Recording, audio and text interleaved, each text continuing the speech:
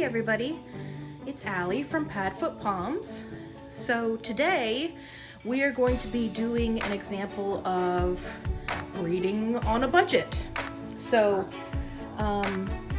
as many of you know, Iceland had her little C-section puppy about a week and a day ago, and so she really just doesn't like the whelping box that we have, and it's really too big for our bedroom, and we're trying to keep her close by because, you know, we have to monitor his weight constantly.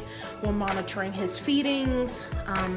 We're also doing the ENS procedures, which if you haven't seen our videos on those, please go check those out. So anyway, while we have some really nice whelping boxes, I'm just going to be constructing this really cheap kind of setup so that we can have something very small that we can put into our bathroom. So yeah, I'm going to show you how to set this up. So first things first, you want to go to Home Depot and get these scissors. They're probably going to be about 20 bucks, but I gotta tell you, these things cut through everything like butter. It's great. They're great to have, you know, for yard work and stuff like that. They'll be over in the tools section, not the yard section. And anyway, this is what it is. So what I did was I used these scissors to cut down and across and then back up. I actually ended up cutting in the center just to make it a little easier to get through the whole piece. And then what I also did was, this is a 99-cent Walmart pool noodle. It's the smaller version, not the big pool noodle. Let me just show you what I mean here. See how small that is? Usually pool noodles are like twice this size. This is the smaller, cheaper version. And then what I did was I used these scissors to cut a line all the way down the pool noodle. And what I'm going to do is I'm going to open up where I've cut this pool noodle, and I'm going to use it to create a bumper right here to cover this rough edge. Okay, so let me show you how that's done. Okay, so for step one, what you're gonna do is measure your side pieces, right? Not the long center piece. And you wanna go ahead and cut, and it doesn't have to be pretty. You wanna cut your foam to fit those side pieces. And you see the reason why we cut that slit is so now this slides right on there. And you just want it to fit snug. It doesn't have to be perfect. As you can see, it moves just a little bit.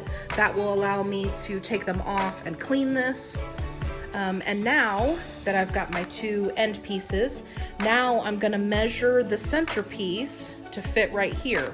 And what that does is the center piece, the tension, right from here to here, is gonna hold these pieces in place. So I'm gonna go ahead and do that, and then I'll show it to you put together. Okay. So now you can see, oop, this one slid up on me. Push this down. Now you can see that this goes all the way across, and the tension is holding this piece in place. So now what we're gonna do is use a sheet to cover this entire thing. If you were using this as a full whelping box, right? Especially if you have a medium, or if you got the larger pool and did a large breed, you would want to install pig rails. And pig rails are designed so that they create a space around the edge so that the puppy, if they get pushed up under there, they don't get crushed against the wall. Of course, everybody's gonna run in here and play now.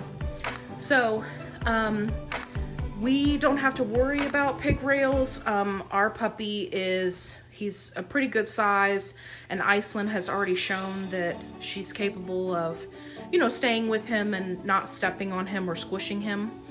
So we're not so much worried about the pig rails, but like I said, our situation is very specific because she had a C-section.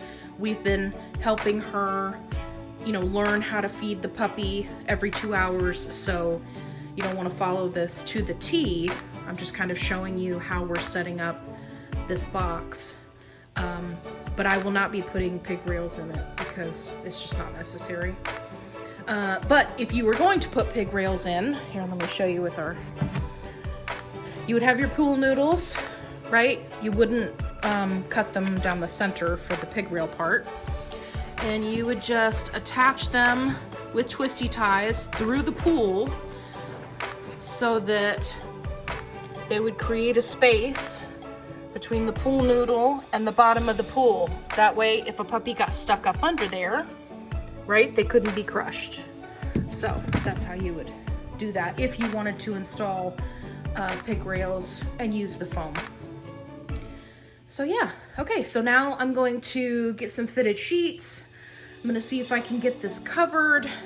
I'm gonna look and see if I have some foam or a blanket to try to do some texture on the bottom, because aside from these little fish, it's pretty flat, and you want to make sure that your puppies have, you know, hills and valleys and texture so that they develop both strong in the elasticity of their joints, but also in their muscles.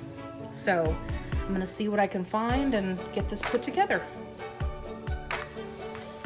Okay, and if you have any spare pieces, you can use them as a dog toy, apparently.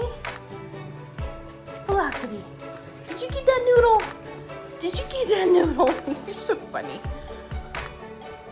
She's walking around whacking everybody with it. Is that your new lightsaber?